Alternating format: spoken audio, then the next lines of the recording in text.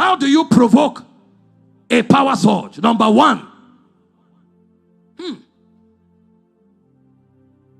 is through desperate prayer. The way most of us pray, we are not ready for anything serious. Somebody is praying, he's drinking tea. If you are in your harvest, it's okay. Our father here can pray with tea. He has entered some dimensions. They have traveled around the world.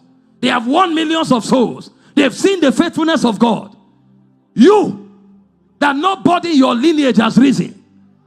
You, that don't know whether tomorrow will bring anything good. You now see somebody who is in his glory, who is in his harvest, drinking tea. You too went to pray. You put your hand in your pocket. Good God,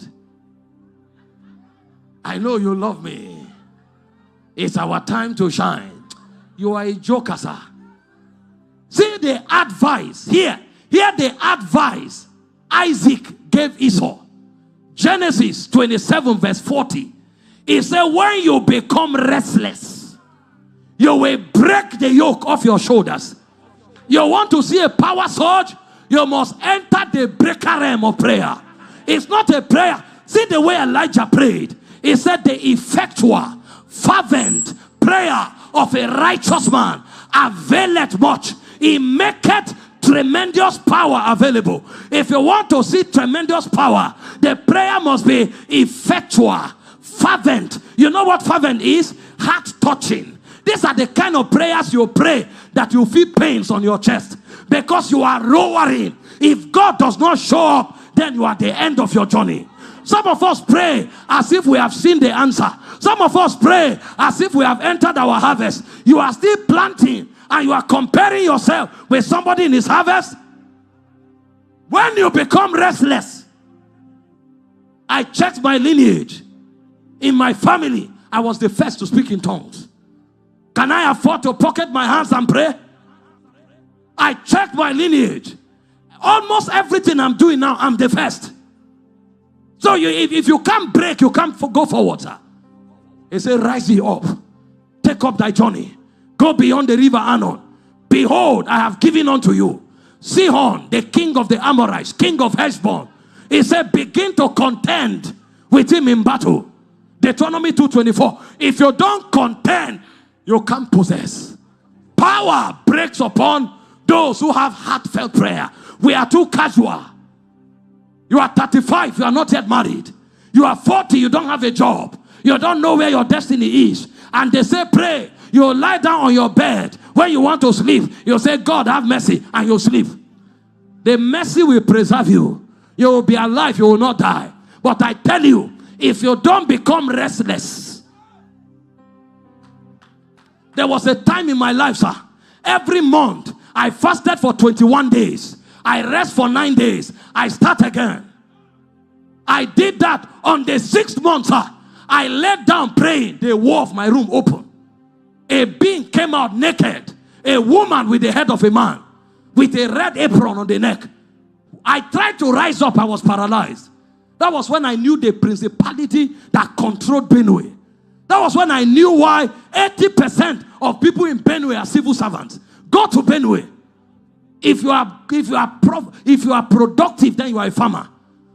More than 60%, they are either in the police or in the army or they are lecturers or they are bankers.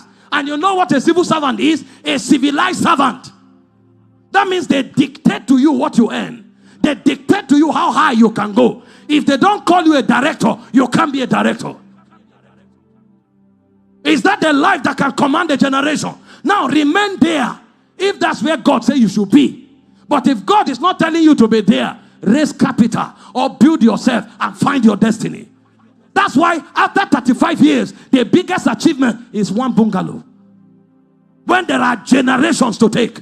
When I saw that prince, I knew why men were backward. On another occasion, I was fasting. The walls of my room disappeared. And I saw myself in my father's village. I saw 2 creatures. One had 10 horns. The other one looked like a man that was exhumed. And he told me, these are the princes that rule your destiny. He said their power is immorality, lying, pride, and drunkenness. If you do any of those things, if you like, kill yourself with revelation, you will go nowhere. You are under their government. Because whenever you yield yourself servant to obey, the servant of him you are, whom you have obeyed. Guess what? Maybe I'm the only person in my lineage that have seen that encounter. But it was not a gift. I pressed into it. He said, when you become restless, some of us are too casual with failure. That's why we remain where we are. The power that breaks upon you and raises even the dead, it takes certain levels of intensity. It's a surge. When Jesus had warfare, didn't you see how he prayed?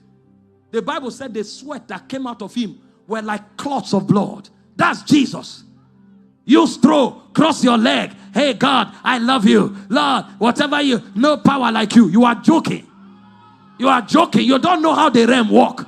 You have no idea. If your prayer is not effectual, the rain will not fall. If your prayer is not intense, the rain will not fall. You go ask Elijah how he prayed. The Bible said he put his head in between his thighs. He prayed. He told his servant, check 7 times before the cloud began to form. And when he saw it, he knew he had hit the frequency. He said, go tell Ahab, rush home. Otherwise you'll be drenched. And there was an abundance of rain.